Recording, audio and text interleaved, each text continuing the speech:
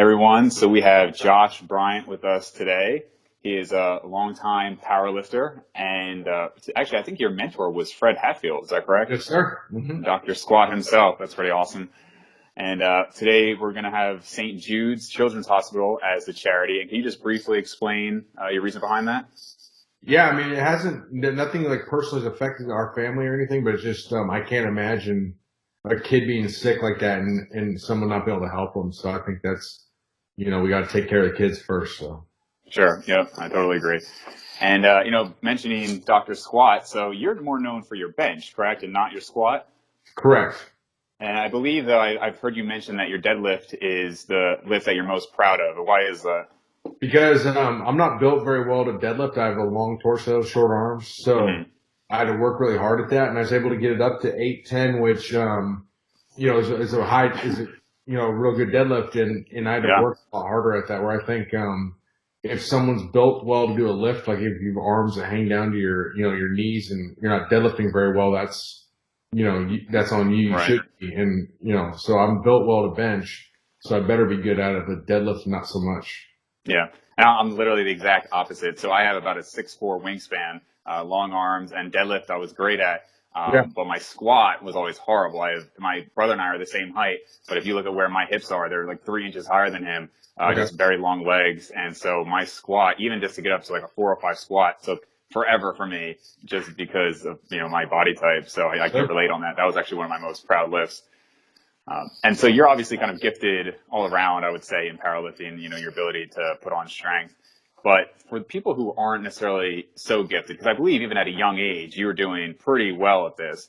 But what benefits do you see in powerlifting for people who, maybe they're not going to be setting world records?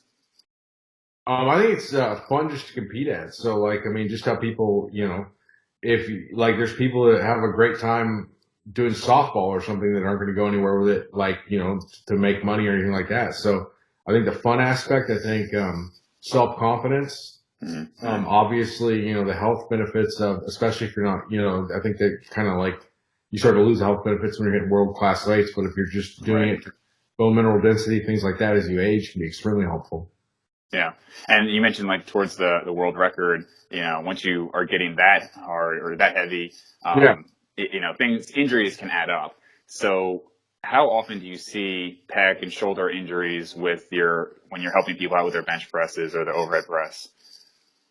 We've done a good job of minimizing it. So not a ton, especially not catastrophic. It might be a little banged up, but we're trying to be real preventative in everything we do. So not as much as you'd think, but I think there's no one that's lifted world-class weights that's done it without any aches or pains along the way, for sure. Yeah. I read an article a while back by Dave Tate, and he was just listing his injuries, and I mean it was pretty insane. But it does seem like at the top level, almost any really successful powerlifter has to deal with these. I mean, the chronic aches and pains, sure, but a lot of times, severe injuries. Sure. So what are some of your methods to deal with that or to prevent it in the first place, if possible?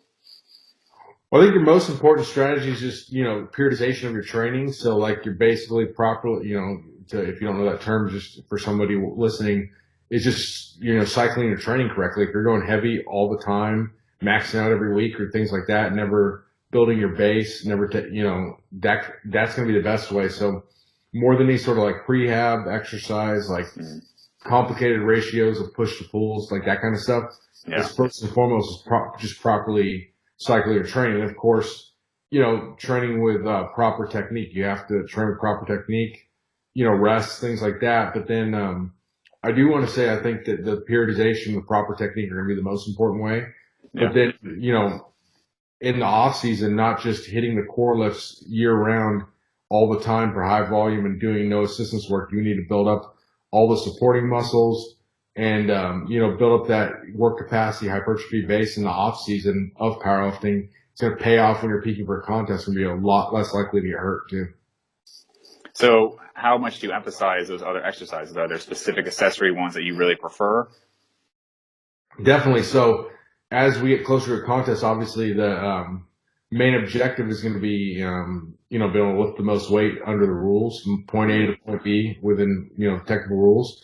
But the off season, it's going to be a lot different stuff where we're going to actually build up all those supporting muscles. And then, sometimes for more advanced lifters with dialed in technique, we'll take a little break from doing a core lift. So for example, you might be doing a trap bar deadlift instead of a regular deadlift. You might be doing a hat-filled safety squat instead of a regular squat. You might be doing a dumbbell bench press or a Swiss bar bench press instead of a regular bench press, things like that.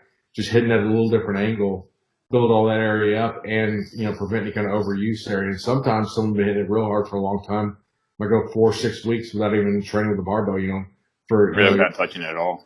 Yeah, you might be doing like sled drags for your legs, that kind of stuff. So okay, yeah. I mean, I guess on the extreme side, you have kind of like the West Side crew where they'll go entire seasons even without deadlifting traditionally. Yeah. Sounds like you're kind of more in the middle ground there. You'll still incorporate it, but maybe not all the time. Yeah, so definitely get ready for a meet. I mean, if you're not deadlifting or whatever else you're not doing, you're going to be violating, no matter how you want to frame it, you're violating the principle of specificity. Mm-hmm. So you can't, get ready to peak for a meet that way, especially if you're not wearing a bunch of powerlifting, supportive gear. But definitely in the off season. So I'd say it is a pretty middle ground approach for sure. Okay. And I mean, there's all those different exercises, of course, but do you get into accommodating resistance much with bands and chains? To a point. So so my philosophy for peaking for powerlifting is going to be the core lift needs to be a central tenet of the program because that's what you need to be ready for on the platform. But sometimes we might use that as like an overload method. So you can do like a reverse band deadlift to build up the triceps. We might do close grips, reverse band, or against the band, against chains. And then sometimes for supporting lifts as well. So for instance, like to build, to build up your chest to increase your bench press instead of just, if like dumbbell flies hurt, whatever else, or just some variation, we might do like, standing band flies. We might do, chain flies, things like that to be able to hit it. So definitely accommodated resistance in a lot of different forms for sure. Cool. And do you find that now, because I mean, it seems like, raw powerlifting is much more popular, whereas maybe 10, 20 years ago, a lot of people wearing the suits and everything. I mean, I know people still are, but it seems less popular now. Do you find that raw lifters really need to focus on top range of motion a lot and do as much tricep work compared to, I mean, certainly not as much compared to a gear lifter, I'm sure. Definitely not as much as gear lifting, but there are some people. So I think with raw benching, the name of the game is going to be building explosive power off your chest, because if you look at the bench press, it has an ascending strength curve, initially, so it's going to be harder off the bottom as but that can change. So like being aware of that, we can emphasize really building that bottom end power. Then eventually it could become we're problem at the top again, and then you could work it with accommodated resistance. But it's a totally different animal than gear lifting, because gear lifting now, a lot of it's getting just comfortable in the groove of the gear. So you're going to be totally you're going to have to build that top end strength if you're going to, because the shirt's basically going to do, the bot, because a lot of people say that the shirt doesn't change the strength curve of the lift, but it absolutely does. Sure. Because, it's basically doing it off the bottom for you, but then you're all of a sudden you're going to be locking that weight out and be pretty much naked, having to actually do it yourself. Yeah. So if you don't have that top end strength, it doesn't matter if you bench press 600 and you have the strength to rock out 615 if 900's on the bar. I mean, you're not going to lock it out if you don't build that strength. Right. Yeah. My old coach, I don't know if you know him, John Pinder, and he'd competed for a long time, and he had mentioned how he had 675 on the bar per bench, and his shirt was so tight he actually could not touch his chest to bring that 675, and that's why he failed the lift. Which is, I think anybody who's not familiar with geared lifting, that's just a crazy concept that you could have that much weight and still not bring it down. So that kind of emphasizes how much it helps at the bottom. I have a personal story about that. So I wasn't always into raw lifting. I'd competed in gear before. So one day I went out to try some Inzer shirts, and one of them wasn't. It was a Phenom shirt, and that's by far not the most extreme shirt, because we're talking like, I'd say at least 16 years ago, but probably 2002, maybe even end of 2001. Mm-hmm. And there was like 765 on the bar, and my best raw bench at the time would have been like a 545, and best bench in shirt about 600. And I remember just taking that weight down at 765, and it was like 2 inches off my chest, and just sat there and It just wouldn't move. like trying to like pull it down at that point and this kind of stuff, and it just wouldn't move. So Yeah, I've actually heard that's another reason why, in addition to the tricep work, some back work is more emphasized too, just to almost row the weight into you, just which is crazy. But yeah, I had a shirt before also. This was like in the like late 90, like 99, just split down the middle. Was in yeah, 5'4". wow, Yeah, and luckily I wasn't hurt, because that's the better thing about shirts now is they're more highly constructed, highly better constructed. So doesn't but that used to be not common, but people would actually split the shirts down. So I wow. guess it didn't matter as much, because if you're only lifting like 10% above your max, you can eccentrically control it enough where you're probably not going to kill yourself. Where nowadays, Yeah, your 750s on, your max is 425 and it rips. yeah, Good luck. yeah, damn. So, so I was going to ask about form. Is obviously it's going to depend on the individual, but again, when I think of how long my arms are, Yeah. when I bring it all the way down, I mean, there's definitely significant hyperextension of my shoulder there, and Sure. so. Do you have any lifters, kind of, I mean, I know the standard in powerlifting is kind of a closer grip, it's tucking the elbows. Do you have anybody just going with a much wider grip, either to prevent injury or just because the increased strength for them? I had he's not powerlifting anymore, but the first person I coached to over a 650 bench press was about max width. His name was Al Davis. Okay. But he started that way, so he was already bench pressing that way. But I think it was because he'd been a bodybuilder prior to that, and he had a lot of pec strength, and done a lot of wide grip bench presses, wide grip inclines, wide grip declines, and things like that. So just kind of, and he had very long arms for somebody to bench press that kind of weight, because he's 6'5". And I don't think his arms are like long for a 6'5" person, but they're not real short either. And, Sure, yeah. you should look up his video if you get a chance. It's on YouTube with him doing 670. Yeah, wow. Val Davis, wow. And no shoulder or pec issues from doing that? Nope. I mean, that's obviously going to be the potential risk is, especially, the thinner you are, the less meat you have around your chest, you get that so down there, it can't be good for your shoulder, obviously. Then being outside as well. But no, he didn't. I mean, he had a lot of muscle on his frame though. Wow, that's awesome. And something that you're a fan of, at least as far as I know you're a fan of, that doesn't seem as popular is isometric training. Are you still big on that? Uh-huh. And so, go ahead. Different than most people do, because most people just think isometric is like, you're standing there and like basically contracting, say you're trying to work your chest. So you're standing there, flexing your pecs as hard as you can, or you're just holding a weight in place. I'm talking about a very specific methodology of isometrics where if you're doing like a deadlift, you're pulling against the pins as hard as you can at a specific weak point you're trying to work. Or if you're on the, bench press, you're pushing up against pins as hard as you can. So you're basically putting the barbell under pins, then you're lifting against the pins as hard as you can. You're trying to break them. Okay. How did you get into that method? I mean, it just doesn't seem very popular, and doesn't seem like that many people recommend it. Yeah, I read some stuff on isometrics like back in the old days, and they weren't applying it the same way exactly, but like a lot of the York barbell lifters were doing it and stuff too. And what was interesting about it is they basically, a bunch of York barbell lifters had set world records in like overhead presses and some Olympic lifts and things like that. And they were marketing as their isometric system they had out. But the issue or the lie was that's when they had also invented like steroids. So they're basically feeding Dianabol to the lifters and saying it's only because of isometric. So once the cat was let out of the bag, everybody's like, come on now, this is just the Dianabol did it all.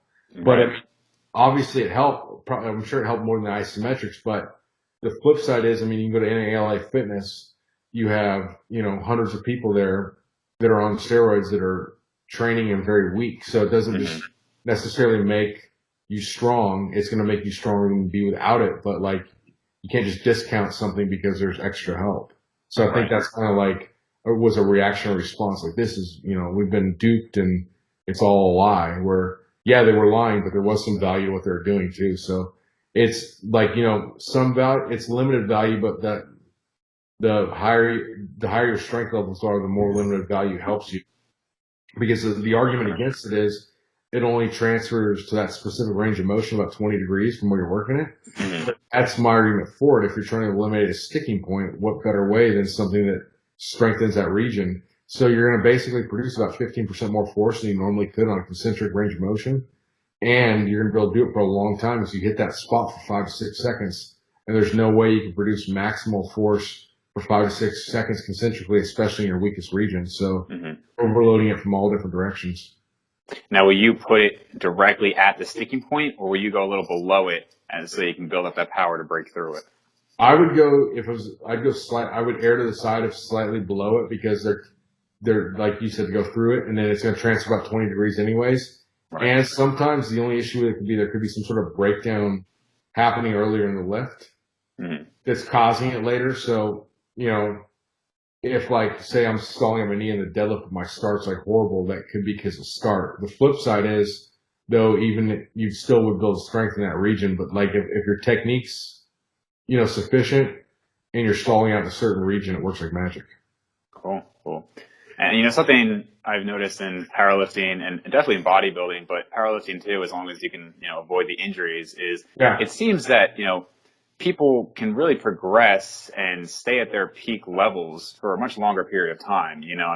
If you're in baseball or tennis, if you're coming up on 30, you're getting kind of old for the sport. Sure. Whereas, a lot of the best bodybuilders and powerlifters are even in their 40s or at least late 30s. Yeah. So what do you see as the difference there between those two sides, and why is that? I think, I think a lot of, they say your first things to go is things like flexibility like that and stuff like that. And obviously that wouldn't really matter. In powerlifting, because you're going to it's not a huge range of motion required. I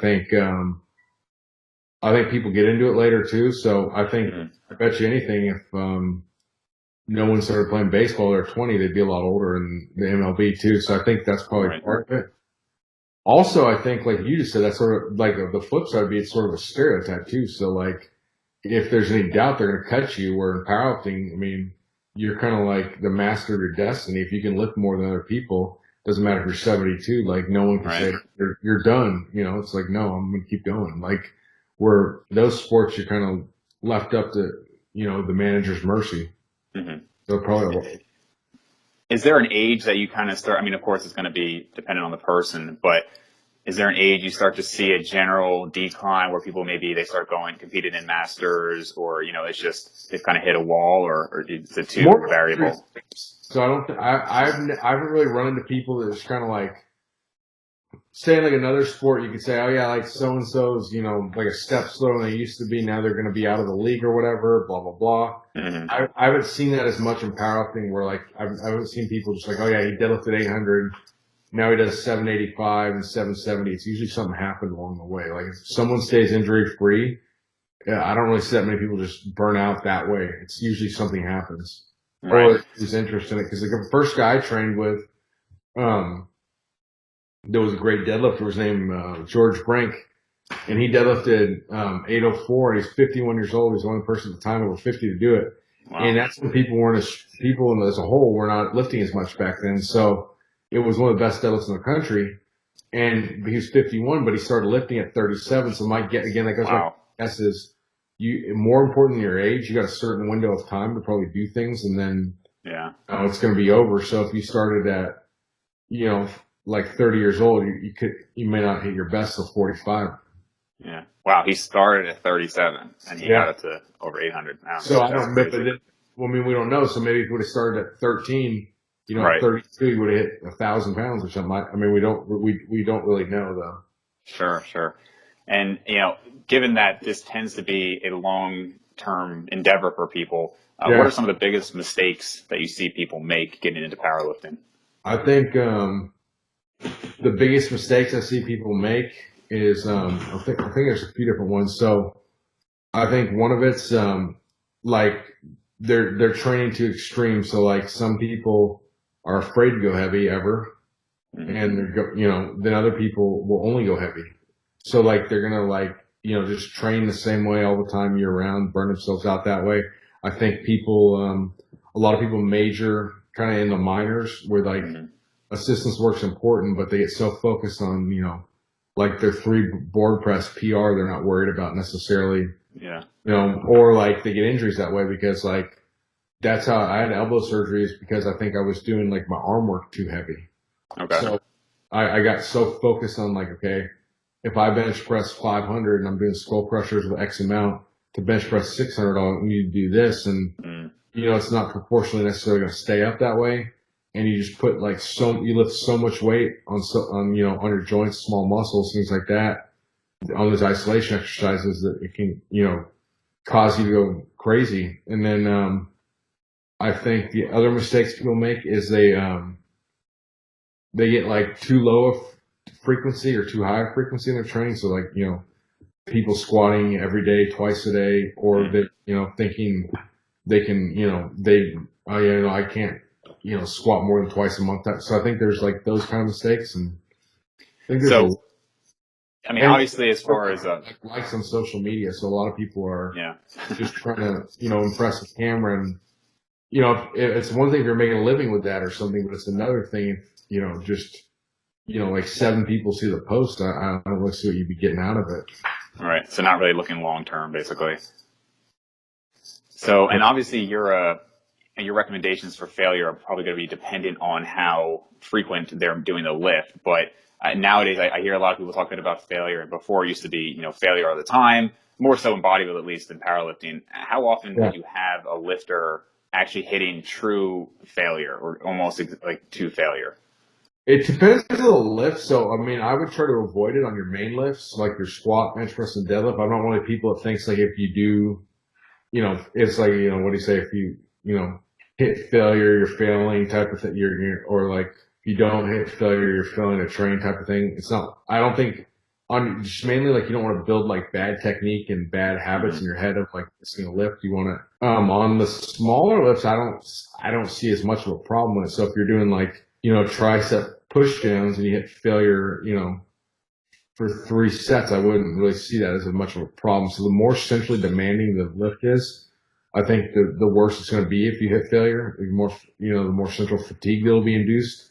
Sure. So I think it's going to depend on a lot of factors, but I would just avoid hitting failure on the main core lifts just for the sake of, you want to build that habit of lifting it correctly. I think it's fine to take it to the point where you grind them out because you need to have that ability. But, even like grinding out to, like a death lift of like, you can do the 1 more pound week in, week out will take a toll. Sure. And I'm sure a lot of it's going to based on people's recovery abilities and different recovery modalities. Do you incorporate any type of extra recovery modalities or nutritional regimens to try to help with that? Sure. So it's going to depend on, a case by case basis. But again, like I said, like a lot of it's going to be just how you periodize your training.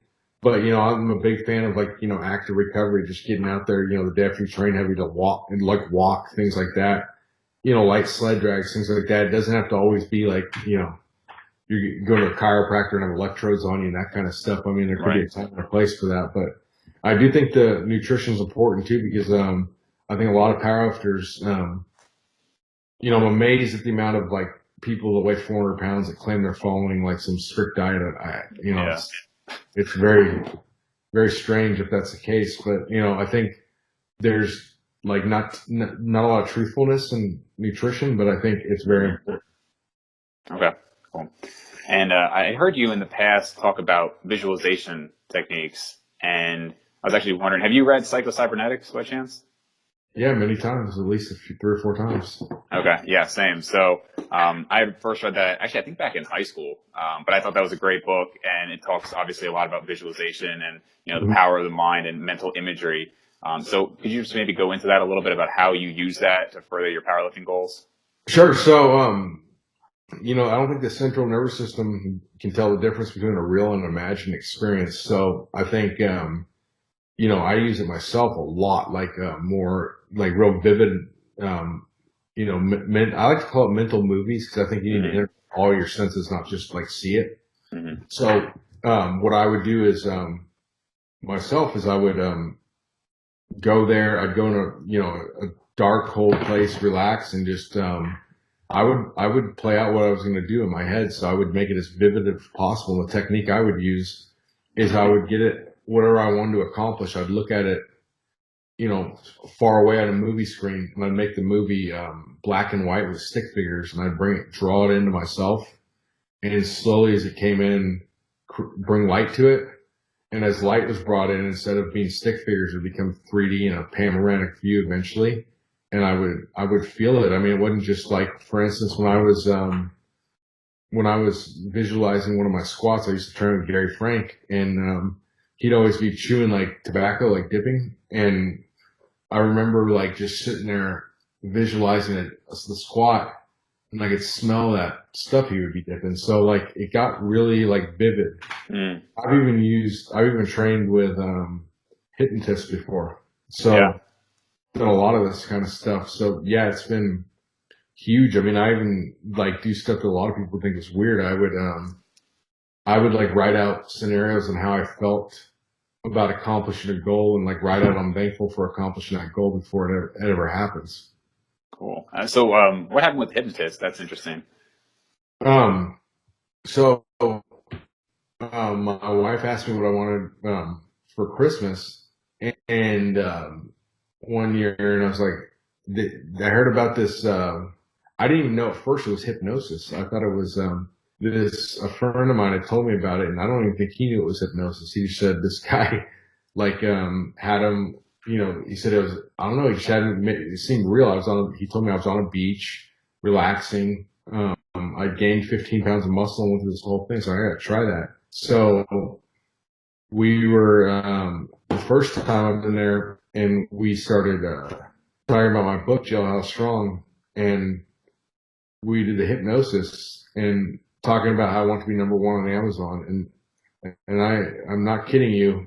Got home, checked it on the internet, and it was number one on Amazon. So that kind of, I don't know if that had any effect on it, but it had me like intrigued. Yeah. And, I've done it a lot since then. I do at least once a month still. That's awesome.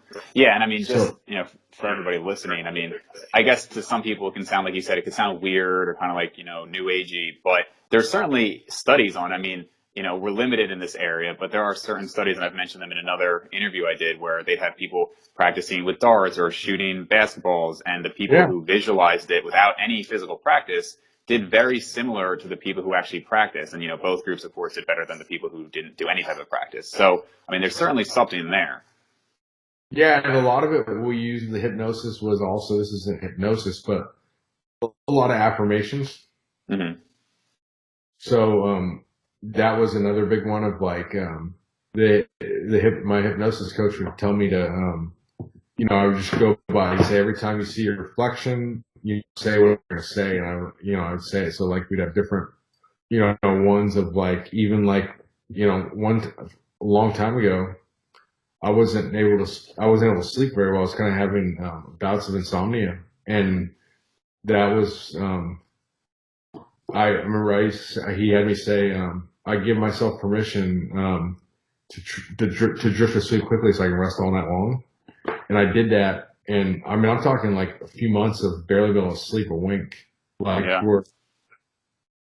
and like like not medication, but like over the counter kind of like, you know, that kind of stuff, like say like NyQuil or any kind of stuff wouldn't do the trick at all.